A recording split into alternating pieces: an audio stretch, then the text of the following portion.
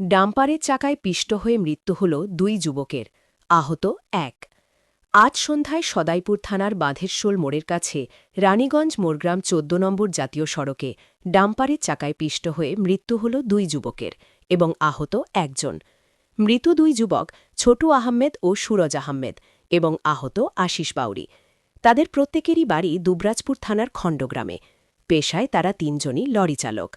পরিবার সূত্রে জানা যায়, আশিস বাউরিকে সুরজ আহমেদ ও ছোটু আহমেদ বাইকে চাপিয়ে লরিতে চাপাতে যাচ্ছিল সদাইপুরে চিনপাই গ্রামের কাছে।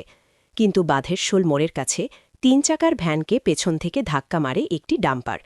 সেই ভ্যানে তাদের বাইকটি টক্কর মারলে তারা ছিটকে পড়ে যান এবং ডাম্পারের চাকায় পিষ্ট হয়ে ২ জনের ঘটনাস্থলে মৃত্যু হয় এবং ১ জন আহত হয়। ঘটনাস্থলে পৌঁছায় সদাইপুর ও দুবরাজপুর থানার পুলিশ।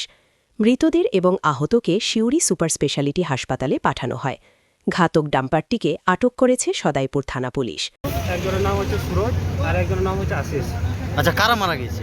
মারা গেছে এখনো যাই দেখি জানি না, তো যত সম্ভব ছোট্টু আর সুরজ। আচ্ছা, তারা কোথায় গিয়েছিল? ওরা আসছিল খণ্ডগ্রাম থেকে এইদিকে সিউড়ি যাচ্ছিল। আচ্ছা।